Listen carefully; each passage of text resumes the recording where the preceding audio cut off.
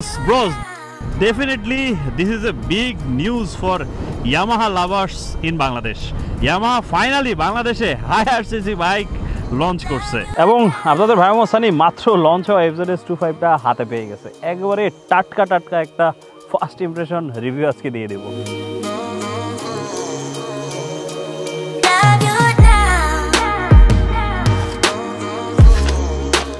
Before we start the first impression আমাদেরকে ইয়ামাহার psychology সম্পর্কে একটু বুঝতে হবে। ইয়ামাহার থিঙ্কিং প্রসেসটা কি, এটা আমি আমার এক্সপিরিয়েন্স থেকে বলতেছি।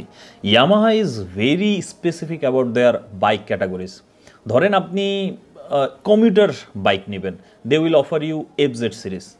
আপনার নেকেড স্পোর্টস বাইক দরকার, ওই ধরনের পারফরমেন্স দরকার, পাওয়ার ফিগার দরকার, তখন they will offer you MT series. আর আপনার স্পোর্টস সেগমেন্টের বাইক দরকার হলে they will offer you R series. কিন্তু যদি আপনি কমিউটার বাইকের মধ্যে স্পোর্টস বা নেকেড স্পোর্টস বাইকের পাওয়ার বা ফিচার চান, তারা সেটা অফার করবে না। That's why I am saying they are very specific.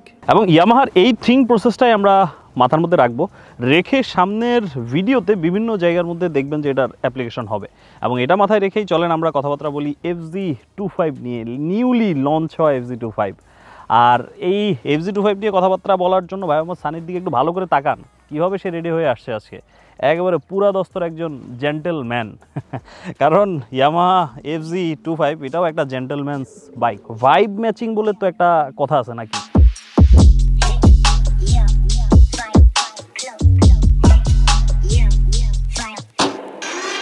একেবারে আমরা আজকে বাইকটার লুকস আর ডিজাইন নিয়ে কথাবার্তা শুরু করি।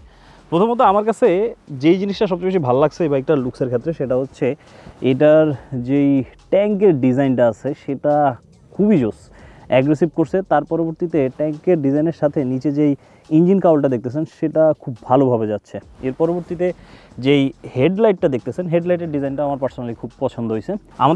আমাদের দেশে আমরা FZ25 দেখে অভ্যস্ত পুলিশদের কাছে, তাই না? সো পুলিশদের কাছে সম্ভবত লাস্ট 4-5 বছর ধরে FZ25 আছে, কিন্তু সেটার সাথে এটার ডিজাইনে কিছু পার্থক্য আছে। যেমন ওই হেডলাইটের কথা যেটা বলতেছিলাম, ওই বাইকগুলোর হেডলাইট একটু ডিফারেন্ট, এটার হেডলাইট আবার একটু ডিফারেন্ট। আর এছাড়া টেল লাইট যেটা দেওয়া হয়েছে সেটাও আমার কাছে খুব ভালো লাগছে। কিন্তু যে জিনিসটা আমার কাছে ভালো লাগে নাই সেটা হচ্ছে এটার যেই মিটারের সাইজটা খুব ছোট, মানে ডিজাইনটা খুবই গতানুগতিক হয়ে গেছে। আমি জানি না ইয়ামাহা এটার কি সামনে কোনো আপগ্রেড আনবে কিনা, তবে আপগ্রেড আনলে প্রথম যে জিনিসটার আমি চেঞ্জ চাই সেটা হচ্ছে মিটারটা আর একটু বড় করা যেত, আর বেশি ইনফরমেটিভ করা যেত। শুধুমাত্র স্পিড, তারপরে অডো, ট্রিপ, ফুয়েল ইন্ডিকেটর আছে, RPM ইন্ডিকেটর আছে, কিন্তু গিয়ার ইন্ডিকেটর নাই। এছাড়া যদি ওভারঅল বাইকটার ডিজাইনের কথা বলি তাহলে বলবো যে এটা খুবই মডার্ন আর ইউথ সেন্ট্রিক একটা ডিজাইন। যারা খুব হাঙ্কি বাঙ্কি বা ভুংবাং টাইপের ডিজাইন পছন্দ করেন তাদেরকে ফোকাস করে এটা বানানো হয় নাই। এটা সিম্পলের মধ্যে গর্জিয়াস ডিজাইন।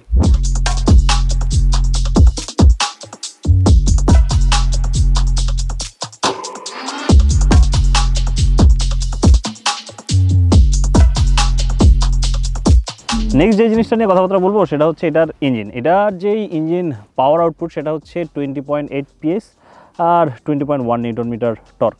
আপনি যদি 250 সেগমেন্টের অন্যান্য বাইকের সাথে কম্পেয়ার করেন তাহলে এটার এই পাওয়ার আউটপুটটা বা পাওয়ার ফিগারটা অনেক কম। এখানে হচ্ছে ইয়ামাহার সেই থিঙ্ক প্রসেস।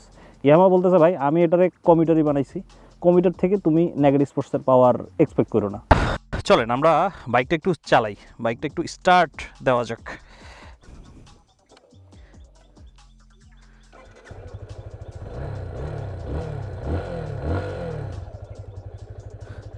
বাইকের যে এক্সস্ট নোটটা আছে, এক্সস্ট নোটটা খুব অ্যাগ্রেসিভ না, এক্সস্ট নোটটা হচ্ছে স্মুথ একটা ফিল আপনাকে দেবে। থাকে না কিছু বাইকে আপনি 5-6 হাজার RPM পার হওয়ার পরে একটা অ্যাগ্রেসিভ সাউন্ড বের হবে এক্সস্ট থেকে, কিন্তু এটার ক্ষেত্রে সেটা আমি ফিল করি নাই। সব সময় হচ্ছে ওই স্মুথ সাউন্ডটা পাওয়া যায়। আর এর পরবর্তীতে আসেন যদি কথাবার্তা বলি ভাইব্রেশন কোনো রকম ফিল করা গেছে কি না, আমি বলবো কোনো রকম ভাইব্রেশন ফিল করা যায় না এখন পর্যন্ত। ওভারঅল একটা স্মুথ এক্সপিরিয়েন্স পাচ্ছি, হ্যান্ডেল বার বা ফুট প্যাকে না। আমরা একটু টর্ক আর স্পিডের ফিলটা নেই। হ্যাঁ, খুব ইজিলি 100 উঠে যাচ্ছে এবং 100 ক্রস করে ফেলতেছে, এবং যখন 8000 বা 7000 RPM এর কাছে যাচ্ছে তখন হালকা ভাইব্রেশন ফিল করা যাচ্ছে। 100 is easy, very easy. আর এই বাইকটার মধ্যে গিয়ার ট্রান্সমিশন দেওয়া হয়েছে 5 স্পিড, যেহেতু কমিউটার বাইক, মানে 120-125 ইজিলি এই বাইকটার মধ্যে উঠানো সম্ভব।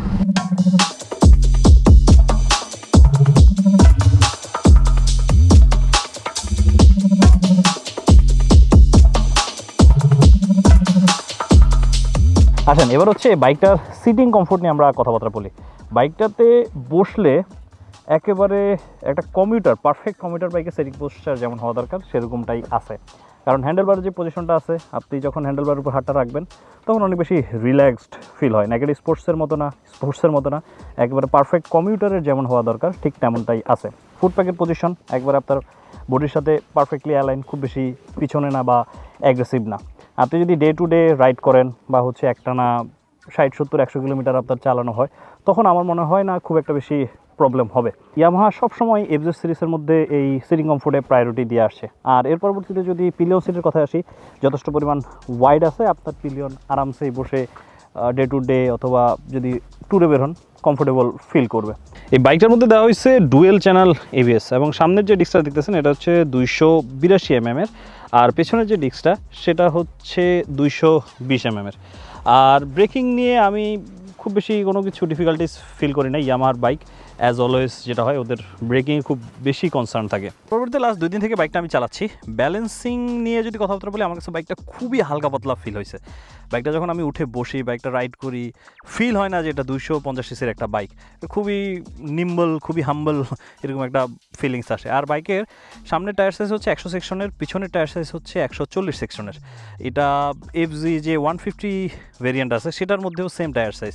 তা আমি এক্সপেক্ট করতেছিলাম হয়তো একটু টায়ার সাইজে আপগ্রেডেশন আসবে, 110-150 হইলে মনে হয় ভালো হইতো, তাহলে আরও ব্যালেন্সিং নিয়ে আসলে অভিযোগ করার জায়গা নাই, তাহলে আর একটু বেটার হইতো আর কি। আর এর পরবর্তীতে suspension, monocross suspension, specially made for city riding and highway riding. যেগুলো আমরা অ্যাজ ইউজুয়াল সাসপেনশন দেখি সেগুলোর থেকে এটা একটু বেশি খেলবে, এই হচ্ছে ডিফারেন্স, মানে চালায় আর একটু বেশি কমফোর্ট ফিল করবেন। আর এখন আমি ঢাকা শহরের ভিতরে ম্যানুভার করতেছি এই বাইকটা নিয়ে। হ্যান্ডেলিংয়ের কথা যদি বলি, কোনো ধরনের প্যারা আমি ফিল করতেছি না। এটার হ্যান্ডেলের যে সাইজটা সেটা খুব বেশি ওয়াইড না, খুবই শর্ট, তাই চিপা চাপা দিয়ে খুব সহজে বের হয়ে যাওয়া যায়। আমার পিছনে এখন একজন পিলিয়ন আছে, পিলিয়ন নিয়ে আমি রাইড করতেছি, বাট স্টিল আমি কোনো ধরনের প্যারা ফিল করতেছি না, বাট খুব মজা লাগতেছে। কারণ ডায়ামিটারেও বাইকটা খুব বেশি বড় না, প্লাস ইনস্ট্যান্ট ব্রেকিং রেসপন্স খুব ভালো। ক্লাচটা খুব বেশি সফট বলবো না, তবে খুব বেশি একটা হার্ডও বলবো না, কমফোর্টেবল।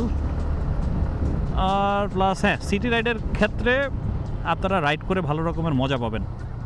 এই যে ধরেন আমরা এখন চিপা মারি, মজা লাগে। এবং এটার এই সব ক্যারেক্টারিস্টিক বিবেচনা করেই বলা যায় this is a true commuter. আর এই যে ঢাকা শহরের জ্যামের ভিতরে আমি চালাচ্ছি, কোনো রকমের হিটিং ইস্যু কি পাইছে কিনা আমি বলবো না। আমার প্রায় 1.5 ঘন্টার মতো চালানো হয়েছে জ্যামের ভিতরে, কিন্তু ওরকম কোনো হিটিং ইস্যু বা ইঞ্জিন থেকে ওভারহিট ফিল করা পায়ের মধ্যে সেগুলা ফিল হয় নাই। আরও লম্বা সময় হয়তো যদি চালানো হতো তাহলে হয়তো সেটা বলা যেত। আর এত তাড়াতাড়িও এটা ফিল করা সম্ভব না। যদি এয়ার কুল হতো তাহলে হয়তো সম্ভব হতো, কিন্তু এটার মধ্যে দেওয়া আছে হচ্ছে অয়েল কুল সিস্টেম। ইয়ামাহার প্রত্যেকটা বাইক আরেকটা জিনিসের জন্য খুব বেশি পজিটিভ রিভিউ পায়, সেটা হচ্ছে এটার মাইলেজের কারণে। এবার সেটা যেই ক্যাটাগরিতে হোক না কেন, কারণ ইয়ামাহার বাইকগুলোর মধ্যে আছে হচ্ছে ব্লু কোর টেকনোলজি। আর এই বাইকটার ফুয়েল ট্যাঙ্ক ক্যাপাসিটি হচ্ছে 14 লিটার। আর এই বাইকটা থেকে এক্সপেক্টেড মাইলেজ যদি আপনি শহরের ভিতরে চালান তাহলে 35 থেকে 40 কিলোমিটার পার লিটার পাবেন। আর যদি আপনি হাইওয়েতে চালান সেক্ষেত্রে 40 থেকে 45, মানে একটা 250 সিসি বাইকের জন্য এটা কিন্তু হিউজ, অনেক অনেক বেশি ইকোনমি আপনাকে দিবে। আর রাইডার টু রাইডার হয়তো মাইলেজ ভ্যারিও করতে পারে। আপনি যদি আরও শান্তশিষ্টভাবে রাইড করেন তাহলে মাইলেজ হয়তো আরও বাড়তেও পারে। তাই এটা ডেফিনেটলি একটা বড় পজিটিভ দিক।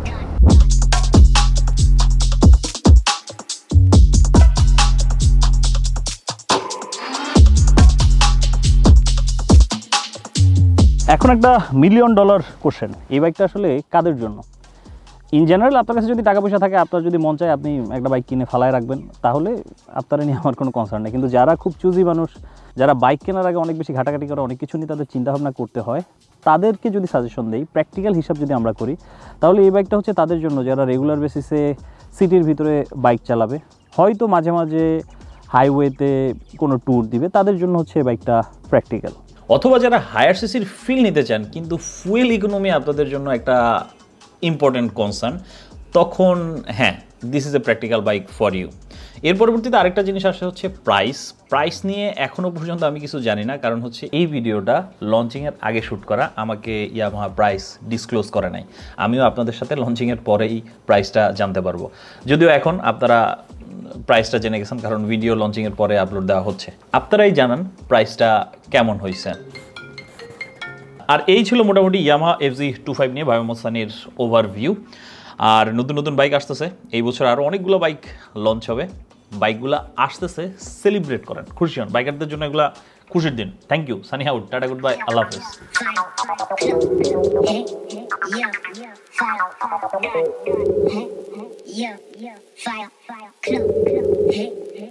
হয়ে আসছে একটা জেন্টলম্যানস আবে